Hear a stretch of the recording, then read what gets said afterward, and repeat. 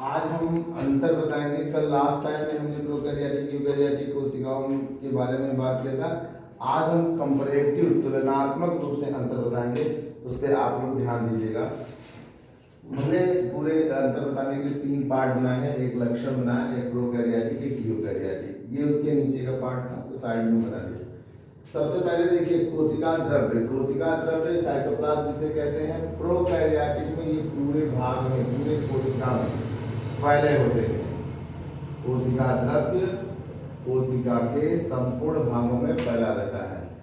केंद्रक व कोशाकला के बीच में यह सीमित होता है। यूकैरियोटिक में ये कहाँ होता है? केंद्रक व कोशाकला के बीच में सीमित होता है। दूसरा है केंद्रक।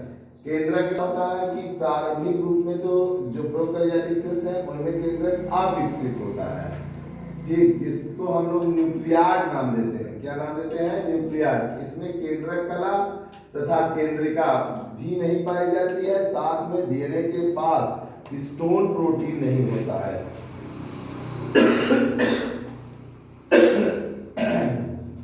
जबकि यूकैरियोटिक कोशिका में जब हम आते हैं, यूकैरियोटिक कोशिका में जब हम लोग आते हैं तो इनका केंद्रक पूर्ण विकसित होता है और साथ ही इसमें केंद्रक कला, केंद्रिका आज सभी उपस्थित होते हैं और डीएनए के साथ हिस्टोन प्रोटीन पूरा जुड़ा रहता है। और जब हिस्टोन प्रोटीन डीएनए के साथ जुड़ा हो तो उसे हम गुणसूत्र क्रोमोसोम्स नाम देते हैं। ये बात आप जान लीजिए। नेक्स्ट आता है, कहता है गाल्जी का अंतःप्रद्रव्य जालिका, माइटोकॉन्ड्रिया तथा लवक जैसे अंगक क्या कोशिका के अंदर होते हैं। तो देखिए प्रोकैरियोटिक कोशिका में इन अंगकों का, गाल्जी का, लवक, माइटोकॉन्ड्रिया, अंतःप्रद्रव्य जालिका जैसे अंगकों का अभाव होता है, अनुपस्थित होते हैं प्रोकैरियोटिक में, जबकि यूकैरियोटिक में ये सारे उपस्थित होते हैं।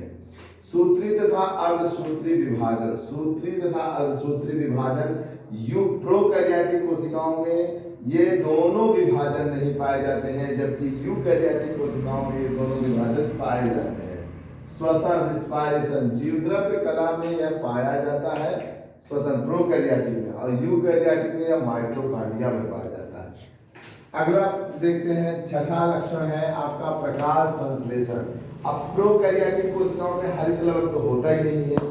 जब प्रोकैरियोटिक कोशिकाओं में हरित लवक नहीं होता है तो इनमें प्रकाश संश्लेषण नहीं होता, लेकिन कुछ आंतरिक झिल्लियां थोड़ा बहुत प्रकाश संश्लेषण करना बताती हैं। अब आइए यूकैरियोटिक। यूकैरियोटिक में भैया खुलेआम क्या होता है? हरित लवक पाए जाते हैं और हरित लवक की उपस्थिति के कारण इसमें प्रकाश संश्लेषण की क्रिया संपन्न होती है। राइबोसोम, इसमें 70S प्रकार के राइबोसोम पाए जाते हैं। इसमें 70S तथा 80S दोनों प्रकार के राइबोसोम्स पाए जाते हैं। कोशिका भित्ति इसकी पतली, जबकि यूकैरियोटिक की कोशिका भित्ति मोटी होती है। रिक्तिका इस प्रोकैरियोटिक में अनुपस्थित होते हैं। रिक्तिका प्रोकैरियोटिक कोशिकाओं में अनुपस्थित होते हैं, जबकि यूकैरियोटिक कोशिकाओं में उपस्थित होते हैं। यही कोशिका के धक्के से बचाते हैं। रिक्तिका पढ़ाएंगे, रिक्तिका के बारे में। लयनकाय इसमें अनुपस्थित होता है और पादप में अनुपस्थित किंतु जंतु में उपस्थित होता है, यह जानते हैं।